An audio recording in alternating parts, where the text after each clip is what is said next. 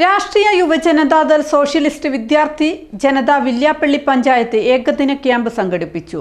മൈക്കുളങ്ങര താഴ നടന്ന camp RJD സംസ്ഥാന general secretary Manayath ചന്ദ്രൻ ഉദ്ഘാടനം ചെയ്തു.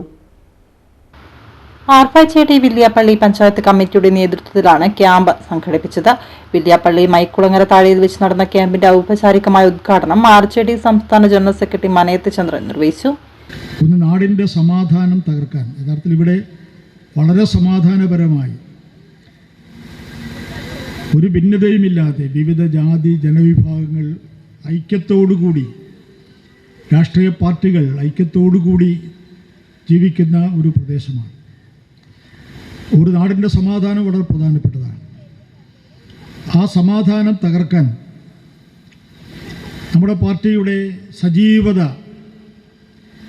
കുറച്ചു കാലമായി വളരെ സജീവമായി എല്ലാ രംഗത്തും വരുന്ന ഒരു പ്രദേശത്തിൻ്റെ അങ്ങനെ അവർ മികവ് നേടേണ്ടതില്ല എന്ന് ചിന്തിക്കുന്ന ക്രിമിനൽ ബുദ്ധിയുള്ള ആളുകൾ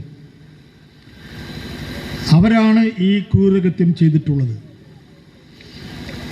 അതുകൊണ്ട് അവർ ഭാഗമായിട്ടുള്ള രാഷ്ട്രീയ പ്രസ്ഥാനമോ സമുദായമോ ആരാണെങ്കിലും അത്തരം ആളുകളെ നിലക്ക് നിർത്താൻ അവർക്ക് യാതൊരു പിന്തുണയും പ്രോത്സാഹനവും കൊടുക്കാതെ മുളയിൽ തന്നെ നുള്ളിക്കളയാൻ ആവശ്യമായ നടപടി ഉണ്ടാവണം എന്നാണ് എനിക്ക് അഭ്യർത്ഥിക്കാനുള്ളത്. വിദ്യാർത്ഥികൾ പുതിയ തലമുറയുടെ ഭാഗമാണ്. യുവാക്കൾ പുതിയ തലമുറയുടെ ഭാഗമാണ്.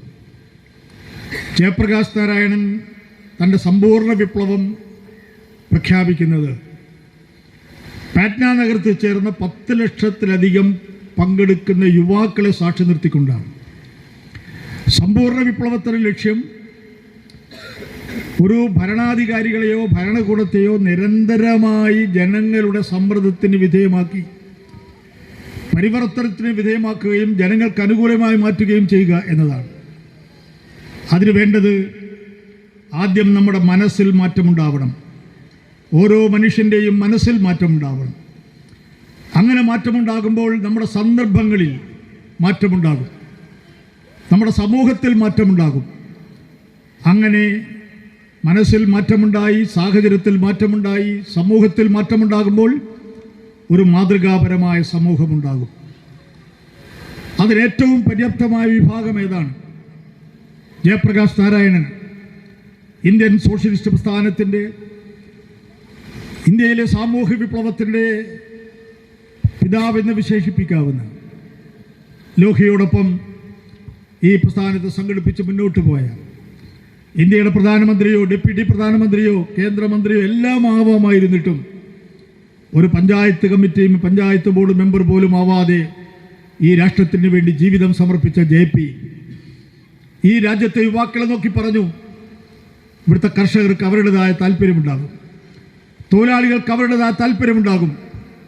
താല്പര്യങ്ങളൊന്നുമില്ലാത്ത വിഭാഗം, മനസ്സിളനീര് വെള്ളം പോലെ പരിശുദ്ധമായ ആ യുവാക്കളാണ് രാജ്യത്തെ നയിക്കേണ്ടത്, നാടിനെ നയിക്കേണ്ടത്, സമൂഹത്തെ നയിക്കേണ്ടത്.